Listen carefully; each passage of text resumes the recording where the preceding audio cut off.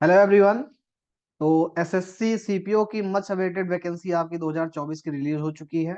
आप लोगों ने नोटिफिकेशन वगैरह देखा होगा। मैं यहाँ पर आपको पूरी डिटेल के साथ में यहाँ पर मौजूद हूँ और आपको एक एक जानकारी दूंगा एसएससी सीपीओ 2024 के बारे में। एसएससी सीपीओ एग्जाम जो है हर साल होता है, 2023 में भी हुआ था, 2024 में होने जा रहा है। थोड़ा सा 15 दिन 20 दिन लेट इसका नोटिफिकेशन आया है, फिर भी इतना लेट नहीं हुआ है जैसा कि एसएससी इस समय कर रहा है। वेल अप टू डेट, एक जो निश्चित उसने डेट दी है, कभी एक दिन या दो दिन लेट हो जाता है लेकिन इतना ज्यादा नहीं। लेटेस्ट अपडेट ये आई है कि आप जो है ऑनलाइन फॉर्म सबमिट कर सकते हो और इसकी स्टार्टिंग जो डेट है वो 4 तारीख से, मतलब कल से ये जो है डेट चालू हो गई है। 4 मार्च से लेकर के 28 मार्च तक जो है ये आपका जो है विंडो ओपन रहेगा। आप तब तक जो है फॉर्म भर सकते हो। और एग्जाम की डेट की बात करें तो एग्जाम डेट यहाँ पे दी गई है 9 मई, 10 मई और 13 मई को जो है आपका इसका एग्जाम कराया जाएगा। प्री का एग्जाम जो है ये 3 डेट दी गई है, 9, 10 और 13 मई को। आगे अगर हम बात करें तो यहाँ पे जो टेंटेटिव वैकेंसी है एसएससी सीपीयू में, वो टोटल आपकी जो वैकेंसी है वो कैटेगरी वाइज दी गई है। टोटल वैकेंसी की बात करें, आपको पता होगा 4001 वैकेंसी है टोटल। ठीक है, 4001 वैकेंसी है, जिसमें यहाँ पे दिया गया सब इंस्पेक्टर दिल्ली पुलिस में जो है आपको मेल की वैकेंसी दी गई है। यूआर कैटेगरी में टोटल आपको 56 वैकेंसी दी गई है। ओबीसी में आपको 30 वैकेंसी दी गई, एससी में 17 है, एसटी में 9 वैकेंसी है, ईडब्ल्यूएस में 13। टोटल यहाँ पे दिल्ली पुलिस में 125 जो है एसआई की पोस्ट है। वहीं पे दिल्ली पुलिस में फीमेल की जो टोटल पोस्ट है वो 61 है।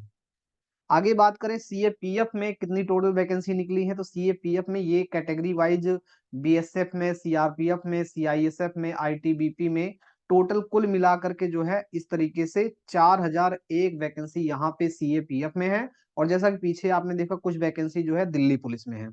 एक तरीके से आप कह सकते हो कि ये वैकेंसी इनको मिला लीजिए, 125 ये, 61 ये, और उसके बाद में प्लस इसमें कर दीजिए आप जो है 4001। ये टोटल वैकेंसी मिला करके आप इसको काउंट कर सकते हैं। ठीक है, अब आगे बात करें हम तो इसमें एज लिमिट की बात की गई है। एज लिमिट यहाँ पर दिया गया है, आपकी जो एज काउंट होगी वो 1 अगस्त 2024 से काउंट होगी।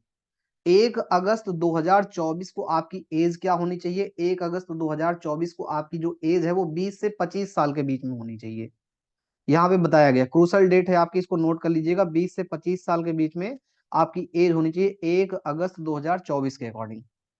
फिर बात करें यहाँ पे सब्जेक्ट्स की, पेपर वन में सब्जेक्ट क्या होगा, पैटर्न क्या होगा एग्जाम में। पेपर वन में आपका जो पैटर्न है वहां पे दिया गया जनरल इंटेलिजेंस एंड रीजनिंग, मतलब रीजनिंग के क्वेश्चन पूछे जाएंगे। टोटल 50 क्वेश्चन होंगे और मैक्सिमम मार्क्स आपको 50 मिलेंगे। सेम ऐसे ही जनरल नॉलेज, जीएस वगैरह, जीए पूछी जाएगी, 50 क्वेश्चन होंगे, 50 मैक्सिमम मार्क्स होंगे।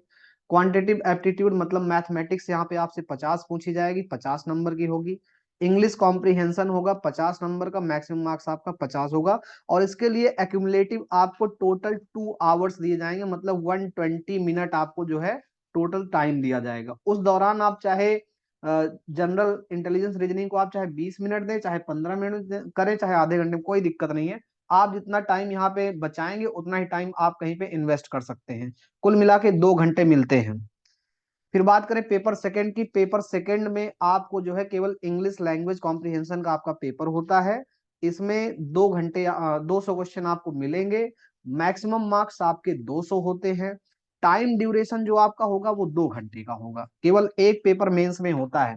लेकिन दोस्तों इससे पहले आपका फिजिकल टेस्ट होगा, मैं आगे भी बात करूंगा उसके बारे में। इससे पहले मेंस के पेपर से पहले, इंग्लिश के पेपर से पहले आपको जो है फिजिकल स्टैंडर्ड टेस्ट है आपको होकर के गुजरना पड़ेगा। पहले प्री का पेपर होता है, फिर आपका फिजिकल होता है, तब जाकर के ये इंग्लिश वाला पेपर आएगा।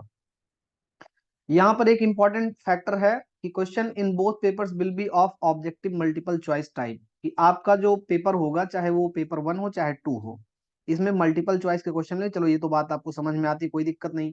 Question will be set in Hindi and English in part 1 and 2, मतलब प्री एग्जाम में आपका रीजनिंग का क्वेश्चन, जीएस का क्वेश्चन और मैथ का क्वेश्चन जो होगा वो हिंदी में भी होगा और इंग्लिश में भी होगा।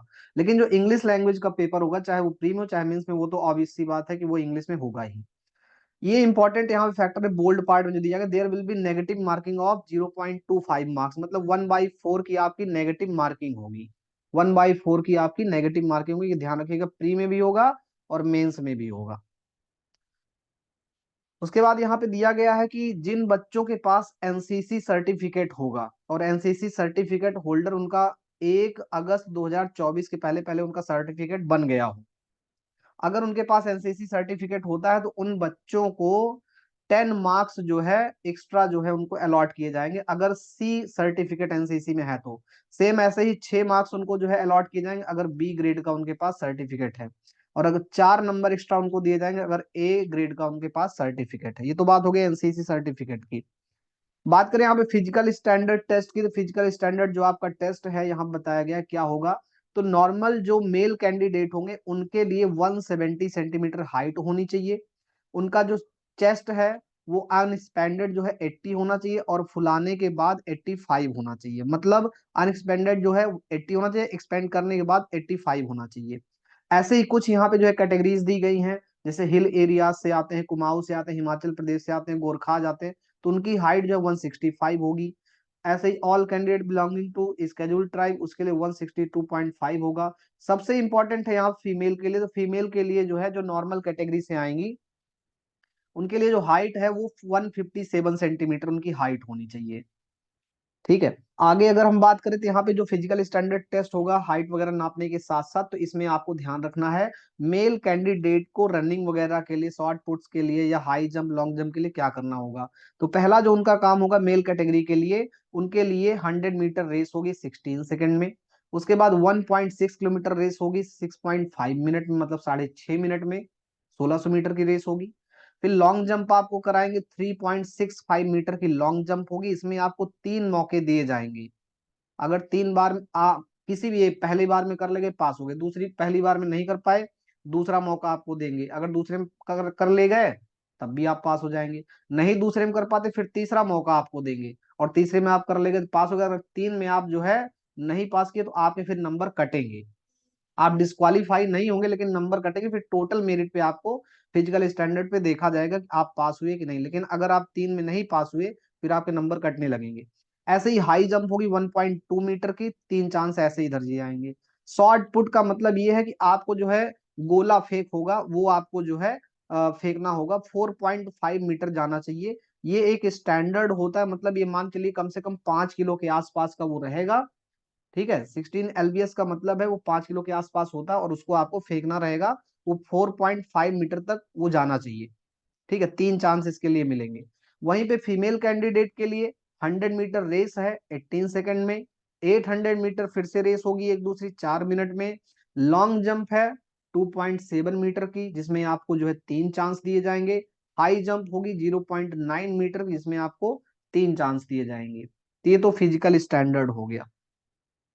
तो आप जो है इस चीज के लिए तैयारी जो है कर दीजिए। लगभग अगर देखा जाए तो 4200 के आसपास, 4200 वैकेंसी के आसपास जो है वैकेंसी रिलीज हुई। लास्ट टाइम भी लगभग 4200 के आसपास ही वैकेंसी आई थी।